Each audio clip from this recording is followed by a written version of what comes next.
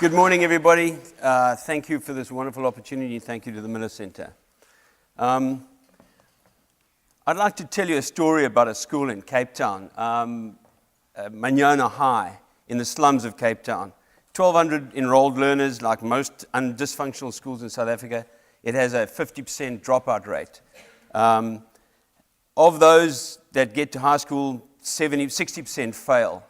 This school was engulfed in a culture of violence and drugs. Kids were stoned in class. There were weapons in the toilets. The principal invited the police to come and help. They said, sorry, nothing we can do, it's over to you. There were 4 students killed in 2013. She was thinking of closing the school. And she read, and I would ask you, who could fix this problem? How long would it take and how much money would they need?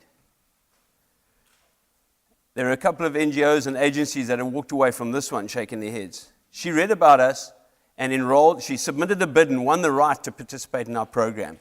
She, 2 deputies, and 12 sophomores, including some of the gang leaders, which we insist on, participated in our program, which is 500 hours of touch time.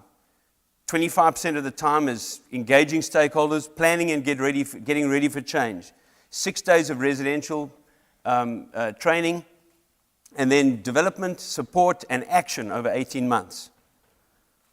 The gang leaders went back to school, joined the groups that had been killing each other, campaigned tirelessly to eliminate violence, drove uniform compliance, started tutoring the lower grades. In 18 months, not a single incident of violence was reported in the school. The graduation rate of the seniors went up to 84%, and they won the Premier's Award for the most improved school. Now, what makes us different? We call it the catalysts that generate a multiplier effect. That's how 12 young sophomores can generate a change in a school to produce 100 additional senior graduates, impacting the lives of 1,200 learners and students in the school. Similar programs cost 10 times as much. We also treat young people differently. Most organizations think they're half-empty glasses of water that require adult affirmation and experience to be made whole. We have a different approach. We tell these young people that they've got greatness and leadership in them, and they're more like a can of soda where you just got to shake it up and release the cap. We put young people at the center of education change. We make them the solution, not the problem to be solved. And how does it happen? It starts with the individual. Values are the foundation for character, which leads to leadership. They lead change in their own lives. They become catalysts for change. They inspire their siblings and their peers. They form groups that become catalysts for mobilization in the school. The school embraces youth engagement as a vital aspect of school improvement, and they start mobilizing other schools. This is a formula for large-scale systemic change. Now, in South Africa, we face a systemic crisis. There are 6,000 secondary schools. 80% of them are dysfunctional by the admission of the Department of Education. They have a 50% dropout rate. 30% of the girls get pregnant, and most of them never go back to school. There's 17 million young South Africans being served by this system. 70% of them fail to graduate, and there's 67% unemployment rate amongst the youth. This is a national catastrophe, a waste of human potential, and it demands a systemic solution. So what have we done about it? And 30% of the prison population is young people. What have we done about it? From a one-man band, 6 years ago, we've established a national footprint. We're engaged in 63 schools. Our current run rate is 1,100 leaders a year. Since inception, we've developed 2,700 in 80 schools. And what does the research show? 95% of these individuals experience sustained behavior change. Once you've got a moral compass of values, you will be never the same again.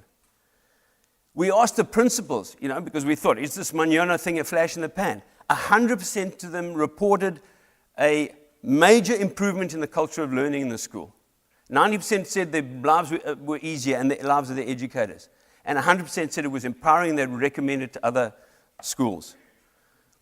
we decided to ask the community. We researched 75 households of young people that had been through our program 2 years ago. 95% confirmed sustained behavior change. 100% confirmed improved relationships with adults. Now, a lot of you would have teenage kids and know that they're grumpy and horizontal most of the time.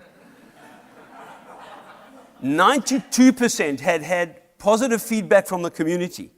Now, the amazing thing is 93% of adults confirmed their own behavior had changed in reciprocation.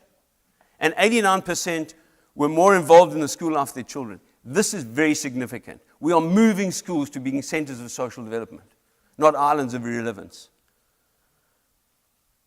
What we would like to do is invest in the organizational capacity of our organization so that we can reach 180 schools from the current rate of 63.